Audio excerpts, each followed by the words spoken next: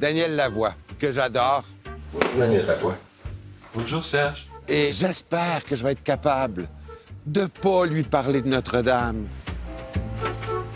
Et pourquoi tu as choisi cet endroit pour notre rencontre? Parce que c'est un endroit que j'aime beaucoup et c'est un endroit où je viens depuis 35 ans. Beaucoup d'amis à moi habitent pas très loin d'ici, donc je reviens continuellement. Okay. C'est un endroit très sympathique et pittoresque et agréable. Ouais.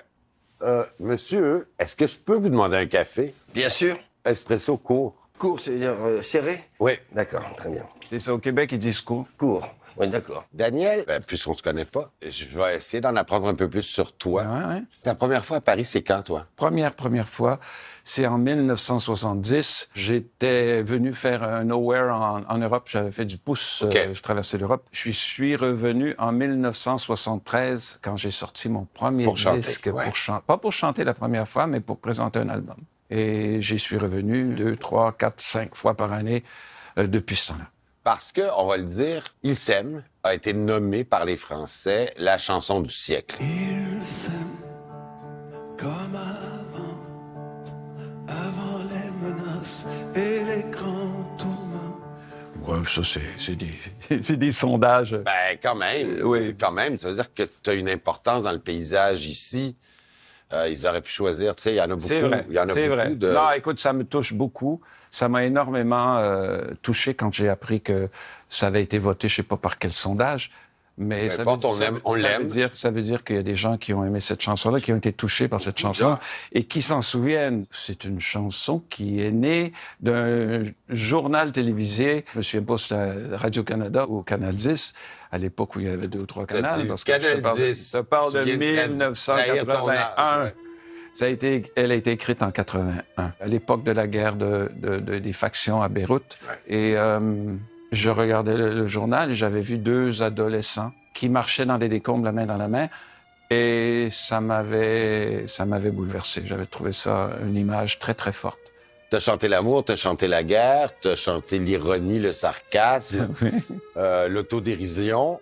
À ton âge, tu parles de quoi dans ce que t'écris maintenant? Qu'est-ce qui t'inspire? Oh, l'amour. Toujours l'amour. Toujours l'amour. L'amour, c'est la plus belle chose au monde. C'est peut-être la seule raison que j'ai de vivre encore. C'est vrai? Ben ouais. C'est certainement quelque chose qui me garde en vie. L'amour, l'amitié. OK. C'est encourageant pour ceux qui ont peur de ne plus y croire. C'est encourageant pour moi. Ben, si on a eu des expériences dures et... On en a tous eu. Ouais, on a tous eu. Il suffit d'en avoir une bonne pour se rendre compte que finalement, c'est pas si mal. Je veux pas aller dans le potin, mais t'es amoureux? Ouais. OK. Qu'est-ce que t'haïs de Paris ou des Parisiens? Qu'est-ce qui t'énerve? Wow. Mon Dieu. Allez, Daniel, trouve quelque chose que t'haïs. Le trafic m'emmerde immensément, mais le trafic m'emmerde encore plus à Montréal. Il n'y a pas de cône orange à Paris. Tu vois? Il n'y a pas de cône orange. Donc... le trafic est moins laid. Le trafic est moins laid à Paris, mais il est aussi congestionné, il pue tout autant, et je serais très heureux s'il n'y en avait pas. Si c'était des villes piétonnes, je serais un homme heureux.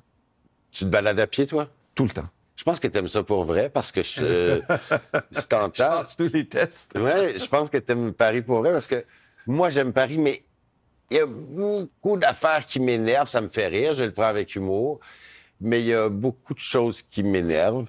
Puis en même temps, ça fait partie du charme, je pense, de l'endroit, c'est-à-dire que j'ai pas envie de changer les Parisiens.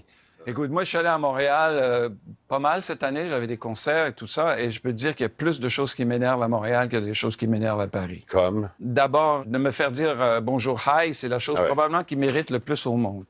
De devoir choisir si je vais parler en anglais ou français avec quelqu'un à Montréal, ça me fait chier. Je suis venu au Québec parce que je voulais parler français et je peux même plus parler français au Québec. Heureusement qu'à l'extérieur de Montréal, on peut encore parler français. Daniel. Si. Mon équipe. Oui.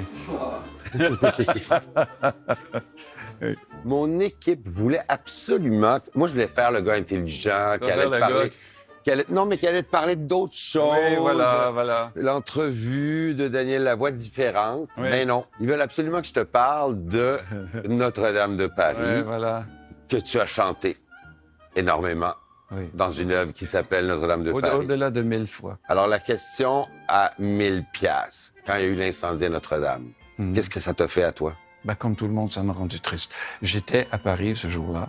J'ai vu la fumée et j'étais pas loin. J'étais à Montparnasse, qui est à 10 minutes à pied. Et j'ai dit, est-ce que je vais voir? Et j'ai décidé que non, j'étais pas capable d'aller voir brûler Notre-Dame. Pour moi, c'était comme plus fort que moi. J'étais archidiacre de Notre-Dame pendant 25 ans. Non, mais quand même, parce que moi, j'ai été acteur aussi. Tout à coup, on s'attache à des trucs que nos personnages... alors que, bon, on est alors qu'on n'a aucune raison de le faire. Et pourtant, Notre-Dame fait partie de ma vie, mais a changé ma vie complètement. Oui. C'est vraiment... j'ai un attachement d'atome, c'est clair, avec Notre-Dame. Est-ce que tu es allé la voir en rénovation?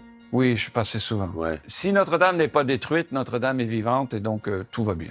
Est-ce que tu es tanné de ce personnage de Frollo? Oh non. T'en as pas fait le tour à un moment donné? Étrangement, je découvre des choses, des nuances auxquelles j'avais pas pensé. Derrière moi, l'autre soir, je dis, merde, je suis en train de vivre cela. Je devrais? Ben oui. Donc, je réfléchis à mon personnage à chaque soir.